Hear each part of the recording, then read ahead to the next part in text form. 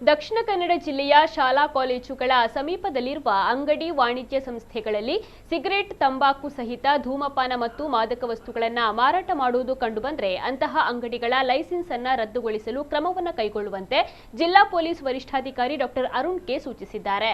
ದಕ್ಷಿಣ ಕನ್ನಡ ಜಿಲ್ಲಾಧಿಕಾರಿ ಕಚೇರಿಯಲ್ಲಿ ನಡೆದ ಜಿಲ್ಲಾ ಮಟ್ಟದ ನಾರ್ಕೋ ಸಮನ್ವಯ ಕೇಂದ್ರ ಸಮಿತಿ ಸಭೆಯಲ್ಲಿ ಅವರು ಮಾತನಾಡಿದರು.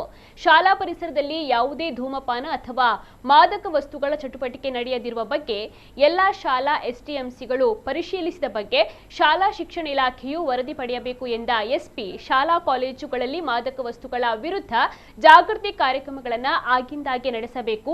ವಿವಿಧ ಇಲಾಖೆಯ ಅಧಿಕಾರಿಗಳು ತಮ್ಮ ವ್ಯಾಪ್ತಿಯ ಸಾರ್ವಜನಿಕರಲ್ಲಿ ಡ್ರಗ್ಸ್ ಮುಕ್ತ ಜಾಗೃತಿ ಕಾರ್ಯಕ್ರಮವನ್ನು ಆಗಾಗ ನಡೆಸಬೇಕು. ಹೋಮ್ ಸ್ಟೇ ಮತ್ತು ಲಾಡ್ಜ್ಗಳನ್ನು ಕೂಡ ತಪಾಸಣೆ ನಡೆಸಬೇಕು. ಕರಾವಳಿ ಭದ್ರತಾ ಪೊಲೀಸರು ಬೋಟುಗಳನ್ನು ಅನಿರೀಕ್ಷಿತವಾಗಿ ತಪಾಸಣೆ ನಡೆಸಬೇಕು. ಕೆಎಸ್ಆರ್ಟಿಸಿ ಬಸ್ಗಳಲ್ಲಿ ಪಾರ್ಸೆಲ್ಗಳ ಮೇಲೆ ಕೂಡ ನಿಗಾವನ್ನು ವಹಿಸಬೇಕು. ಕೈಗಾರಿಕಾ ಘಟಕಗಳಲ್ಲಿ ಮಾದಕ ವಸ್ತುಗಳ ವಿರುದ್ಧ ಜಾಗೃತಿಯನ್ನು ಮೂಡಿಸಬೇಕು. ರೈಲ್ವೆ ಮತ್ತು ವಿಮಾನ ನಿಲ್ದಾಣಗಳಲ್ಲಿ ಕೂಡ ಎಚ್ಚರಿಕೆಯನ್ನು ವಹಿಸಬೇಕು ಅಂತ ಹೇಳಿದರು.